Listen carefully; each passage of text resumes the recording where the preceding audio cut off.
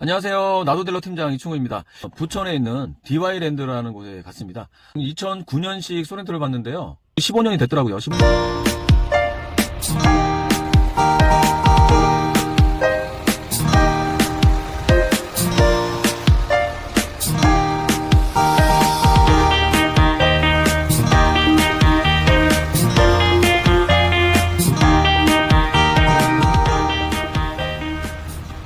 초창기 소렌토가 있었고요. 그 다음이 2009년부터 12년까지 만들어진 소렌토가 있었고요. 그 다음에 뉴 소렌토 12년에서 14년, 그 올뉴 소렌토 14년에서 17년까지 만들어졌고요.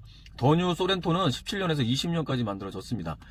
그런데 이 올뉴 소렌토 R부터 2009년식부터 더 뉴 소렌토 20년이죠. 20년까지 그 디자인이 아주 파격적으로 바뀌지는 않았어요. 디자인이 그렇게 오래돼 보이지도 않으면서 가성비가 정말 좋은 차량 중에 하나죠. 이 소렌토의 이슈가 또 하나 있는 게 지금 09년식부터 12년식 이 차량들은 조기 폐차 대상입니다. 조기 폐차 정부지원금이 보험 수가를 기준으로 합니다. 보험 수가 기준으로 70%를 정부 지원금을 받을 수가 있고요. 또 폐차비로 160만 원 정도를 또 받을 수가 있어요. 또 사업자가 있는 분들 있죠. 소상공인. 사업자가 있는 분들은 또 지원금이 또 100만 원 정도가 또 받을 수가 있습니다. 10년형, 9년, 11년, 2009년 10년형으로 조기 폐차비를 따져보면 500에서 560, 70 이렇게 600만 원이 안 되는 폐차 비용을 받을 수가 있습니다. 2, 3년, 4, 5년 잘 타다가도 300만 원, 400만 원 이상 들어온다 하면 정말 아깝지가 않죠. 아마 며칠 전까지만 해도 2009년, 10년이 수출이 굉장히 잘 나갔어요. 그랬는데 갑자기 바뀌었어요. 시리아나 그 외 중동 지역에서 많이 수출을 해 갔었는데 너무 많이 가져가서 포화 상태가 됐다라는 거예요. 그래서 갑자기 연식 제한이 생기면서 2010년 등록을 해도 11년 형식으로 나온 거부터가 수출이 나가기 시작하더라고요. 제가 오늘 이 본 차는 9년식입니다. 10년형의 9년식 차량인데도 상태가 이렇게 좋을 수 없다라는 생각이 들었어요. 아직까지도 인기가 너무도 좋습니다. 제가 보기에는요, 패밀리카로, 또 그리고 캠핑용, 차박용으로도 굉장히 좋은 차량이라는 생각이 들어요. 장점이 굉장히 많은 차량입니다. 장점은 실내 공간이 넓다라는 거예요. 이 소렌토 R 이 차량의 장점 중에 하나인 실내 공간입니다. 실내 공간 상태를 가늠 한번 해보세요. 신장들이 다 다르고 덩치들이 다 다르시기 때문에 내가 이 차를 타면 어느 정도의 공간 활용이 될까? 저 같은 경우는요, 한 170 정도 되는 크지 않은 자그마한 체구입니다. 영상 보시면서 가늠 한번 해보셨으면 좋겠습니다. 조이석은 좀 더 밀어도 되죠. 그러니까 여기 공간이 좀 더 넓죠. 이쪽으로 앉으면 이 정도, 넉넉한 이 정도 공간은 나오네요. 그리고 이쪽 뒤에 의자는 좀 더 뒤로 빼면 공간이 조금 더 좁게 써야 되고요. 키가 180 이상 되는 분들은 아마 꽉 달 것 같아요. 그래도 공간이 좁은 건 아닙니다. 의자가 빼서 쓸 수가 있어요. 의자. 이게 7인승이잖아요. 뒤를 빼면 여기도 사람이 탈 수 있죠. 아이들 2명 정도는 탈 수 있는 그런 공간 나옵니다. 한번 의자를 한번 펴볼까요? 자, 이렇게 당기시면 됩니다. 당기시면 됩니다. 이렇게 당기시면 됩니다. 자, 이 여기를 이렇게 접어서 뒤쪽에 이렇게 앉게 됩니다. 자, 여기는 공간을 좀 앉아보면 이렇게 성인들은 좀 꽉 차게 좁게 타야 되고요. 이렇게 제가 키가 크지 않는데도 불구하고 아주 꽉 끼는 느낌이고요. 이렇게 이제 한 명 정도는 편하게 이렇게 탈 수 있는 공간이 나옵니다. 근데 아이들은 2명 정도는 넉넉히 탈 수 있는 그런 공간이 나오는 거예요. 한 6인 6명 정도는 충분히 넉넉하게 탈 수 있는 공간이 나와서 이 공간 활용에도 굉장히 좋습니다. 그래서 요거를 다 접어버리면 저쪽으로 한번 접어볼게요. 자, 이렇게 접어볼게요. 이렇게 접으면 이제 평탄화가 이루어지죠. 보통 이제 캠핑 용품 찾으면, 소렌토 찾으면 이런데 메꾸고 평탄화 만드는데 필요한 이 용품들이 있어요. 자, 여기 의자를 또 다시 눕혀보도록 하죠. 여기는 거의 쓰지 않은 곳이라 의자도 굉장히 깨끗합니다.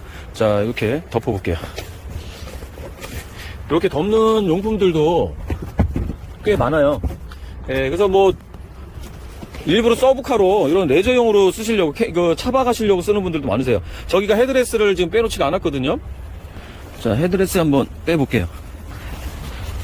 헤드레스 뺐고요. 여기가 다 이제 접어진 곳입니다. 그러니까 약간 각도가 완전히 평탄은 아니지만 약간 각도가 있는 그런 평탄이 이루어진 거예요. 이런 데를 다 메꿔서 또 의자를 최대한 좀 앞으로 빼는 거죠.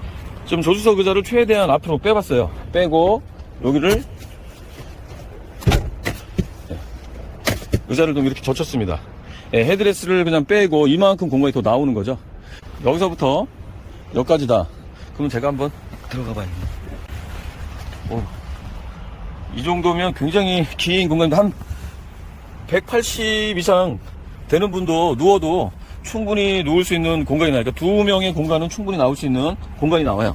이 루프, 실내 루프나 바닥이나 이런 부분들을 깔끔하게 이렇게 뭐 다른 것으로 이렇게 용품들로 이렇게 씌워서 아주 깔끔하게 관리하는 분들도 굉장히 많으세요. 그러면 평탄화 만들고 차박으로 활용하기 굉장히 좋은 공간이 나옵니다. 뒤에 의자가 딱 90도로 이렇게 서 있지 않고 이렇게 더 눕힐 수가 있고 더 이렇게 빼시면 이렇게 각도 조절이 돼서 뒤에 타는 분들도 좀 편안하게 탈 수 있는 그런 의자 형태를 가지고 있습니다. 보시다시피 굉장히 공간 활용이 좋습니다. 이 소렌토 R은 토크가 좋고 출력이 좋다는 게 굉장히 장점 중에 하나입니다. 이게 195마력이고요. 토크가 45.8이나 나옵니다.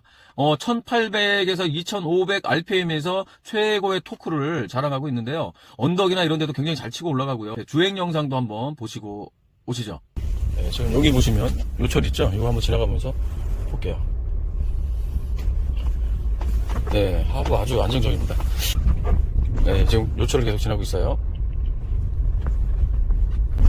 네, 서스펜션도 좋아 보입니다. 지금 핸들을 잡아보니까 안정감이 딱 느껴져요. 또 왼쪽이나 오른쪽이나 이게 치우치는 느낌이 별로 없어요. 우리가 기본적인 도로면의 그 소리는 느끼시죠? 하지만 이제 이 느낌은 우컹우컹한 게 뭔가 굉장히 이제 스트레스 받는 그런 느낌이에요. 한번 주행을 해보면 나타납니다.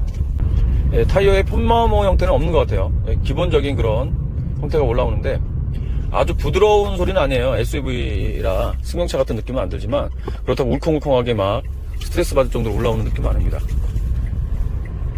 네, 지금 하부의 부싱들도 괜찮은 것 같아요. 13만 주행거리면 많이 안 탔어요.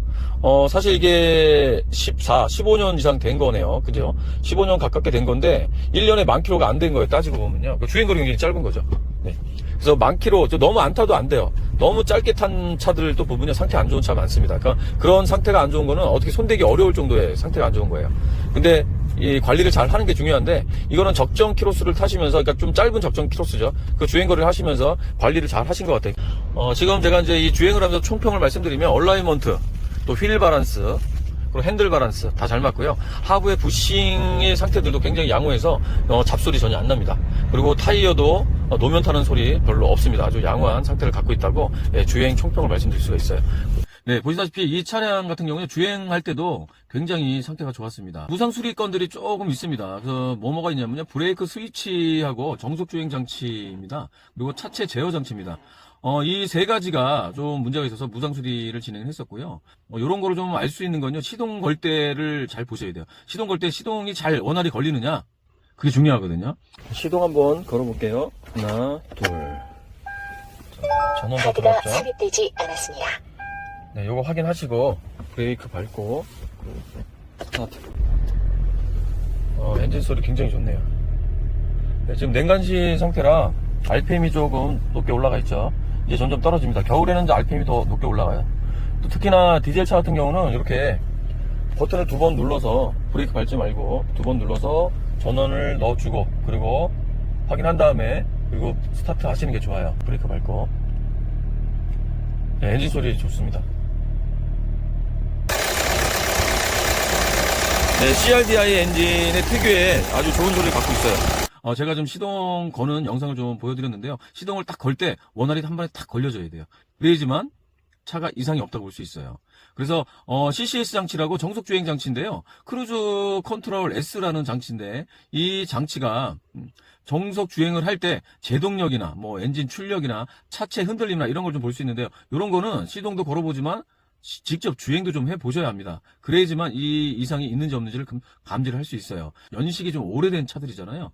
연식이 좀 오래된 차다 보니까 이런 것들에 문제가 있으면 그걸 찾아내고 수리하는 데는 굉장히 시간도 걸리고 또 금전적인 또 돈도 들게 되죠. 그래서 연식이 오래된 차들은 꼭 필히 잘 체크를 하라고 좀 말씀을 좀 드리고 싶고요. 그리고 연료 공급 호수에 문제가 좀 있었습니다. 호수 내면에 균열이 좀 생기는 문제가 있었는데요. 냉간시 시동을 딱 걸 때 시동이 원활하냐 안 하냐 이것도 좀 잘 보셔야 되고요. 시동 불량일 때도 나타날 수 있습니다. 그리고 여기가 문제가 있으면 출력이 또 저하될 수 있고요. 가속력이 좀 불량일 수도 있습니다. 또 주행 중에 엔진이 꺼질 수 있는 문제가 되죠. 또 떨림이나 뭐 부조 현상 이런 것들이 나타납니다. 그래서 연료가 누출되게 하기도 하고요. 또 그렇다면 차 내에서 냄새가 좀 날 수 있죠. 연비가 또 떨어지는 그런 특징이 있습니다. 또 뭐 차를 처음 해보시고 체크할 때 연비가 떨어지는 것까지는 알 수는 없지만 냄새나 떨림이나 뭐 이런 부조 현상들은 느낄 수 있거든요. 그래서 연료 공급 호수가 이상이 없는지 요거는 주행도 해보시고 시동도 좀 걸어봐야지 알 수가 있습니다. 글로우 릴레이의 문제도 있었습니다. 이것도 시동 걸 때 알 수 있는 문제 중에 하나예요. 시동을 딱 걸 때 글로우 릴레이가 문제가 있으면 시동이 좀 지연되거나 좀 원활하지 안 걸릴 수가 있어요. 글로우 릴레이는 뭐냐면요. 글로우 릴레이의 그 역할은요, 그 글로우 플러그입니다. 이게 디젤 차에 다 장착이 되는데, 가솔린 차처럼 폭발력이 있는 게 아니잖아요. 이 플러그 배선에 의해서 전기를 튀겨주는 이런 점화 방식이 아니다 보니까, 글로우 플러그는 굉장히 중요한 역할을 합니다. 글로우 플러그는, 공기를 좀 데워주는 역할을 해요. 그래서 이 시동을 걸 때 원활하게 할 수 있게끔 만들어주는 그런 장치인데요. 이 글로우 플러그에 이 글로우 릴레이가 전기를 공급해주는 역할을 합니다. 이것 때문에 무상 수리가 좀 진행된 적이 있고요. 또 연료 펌프 모터 커넥터입니다. 이 커넥터가 문제가 있어서 또 무상 수리를 진행한 적도 있는데요. 주행 중에 시동 꺼짐이 있어요. 그래서 주행을 해보는 거 굉장히 중요합니다. 시동 꺼짐 문제도 있었고요. 시동 불량의 문제도 있습니다. 그럴 때는 여기도 의심을 할 수 있죠. 또 이니비터 스위치라고, 이 이니비터 스위치도 문제가 있어서 무상 수리를 좀 하기도 했는데, 요거가 문제가 있으면 어떤 식이냐, 처음에 시동 걸 때 불량하게 시동이 걸리고요. 또 계기판에 P, 드라이브, N 이런 식으로 표시를 하잖아요. 그 단수 표시가 아주 희밋하게 나타나기도 하고, 또 실내 등이 껌뻑껌뻑 하기도 하고, 그렇습니다. 그래서 이 이니비터 스위치는 그 제어를 좀 해주는 장치이기도 한데 굉장히 중요합니다. 어떤 제어를 해주냐면, 우리가 드라이브나 R에서 시동이 걸린다고 한번 생각해 보세요. 호진이나. 굉장히 위험하겠죠. 그래서 파킹이나 노드라이브나 여기서만 시동이 걸리게끔 제어해주는 스위치이기도 합니다. 요거는 시동 걸 때 또 실내 계기판을 보고도 알 수 있는 부분이기도 합니다. 또 이제 전면 유리가 크랙이 가는 게 있었어요. 그래서 우리 전면 유리 그 차에 유리를 보면 그러니까 쉽게 해서 열선이 들어가잖아요. 전면에 열선이 들어가서 우리가 열선을 실행해 놓으면 겨울철에 눈을 녹이기도 하고 물이 묻었을 때 말려주는 역할도 하는데, 이 열선들이 과부하가 걸려서 이 소렌토 R이 하단 부위가 크랙이 가게 됐습니다. 특히나 겨울에 결로 현상이 일어나고 또 과하게 열이 들어가고 이런 문제들 때문에 하단에 이제 차량 하단에 크랙이 가는 그런 현상들이 있었어요. 그래서 중고차를 보실 때 그 하단에 크랙이 가 있지 않나 이런 걸 또 한번 주의 있게 보시면 됩니다. 또 IPM 모듈이라고요.